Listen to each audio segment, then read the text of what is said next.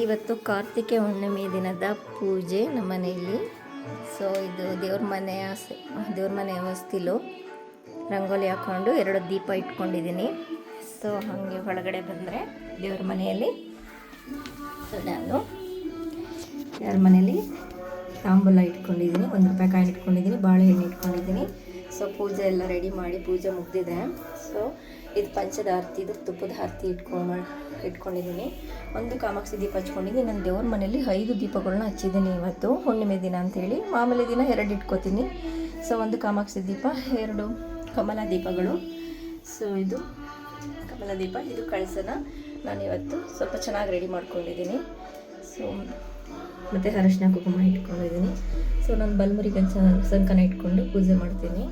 So Lakshmi ದೇವಿಗೆ ಕಮಲ ಇಷ್ಟ ಅಂಥೇಳಿ 1 ಕಮಲ ಇಟ್ಟಿದ್ದೀನಿ. ತುಂಬ ಚೆನ್ನಾಗಿ ಕಾಣಿಸ್ತಿದೆ ನಮ್ಮನೆ. ಸೊ ಹಾಗಾಗಿ ಇವತ್ತಿನ ಪೂಜೆನ ಸಿಂಪಲ್ಲಾಗಿ ಮುಗಿಸಿದ್ದೀನಿ. ಸೊ ಇವತ್ತು ಕಾರ್ತಿಕ ಹುಣ್ಣಿಮೆ ದಿನ ನೀವು ಎಷ್ಟು ದೀಪಗಳು ಹಚ್ಚುತ್ತೀರೋ ಅಷ್ಟು ಒಳ್ಳೆಯದು. ನಿಮಗೆ ಅನುಕೂಲ ತಕ್ಕಂತೆ ಎಷ್ಟು ದೀಪಗಳು ಹಚ್ಚುತ್ತೀರೋ ಅಷ್ಟು ಹಚ್ಕೊಳ್ಳಿ. ನಾನು ಕಾಮಾಕ್ಷಿ ದೀಪ ಹಚ್ಕೊಂಡಿದ್ದೀನಿ.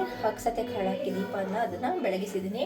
ಸೊ 2 ದೀಪಕ್ಕೆ ಲವಂಗ ಹಾಕಿ ಅದನ್ನು ಬೆಳಗಿಸ್ಕೊಂಡಿದ್ದೀನಿ.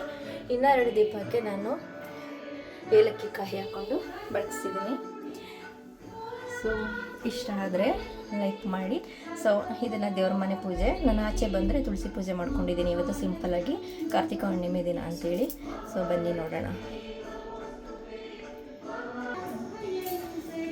ಇದು ನಮ್ಮನೆ ಆಚೆ ಹೊಸ್ಲು ಪೂಜೆ ಮಾಡ್ಕೊಂಡಿದ್ದೀನಿ. 1 ತಾಮ್ರ ಬಿಂದಿಗೆಯಲ್ಲಿ ನೀರು ತುಂಬಿಸಿ ಇಟ್ಕೊಂಡಿದ್ದೀನಿ ಬಾಗಿಲ ಹತ್ರ.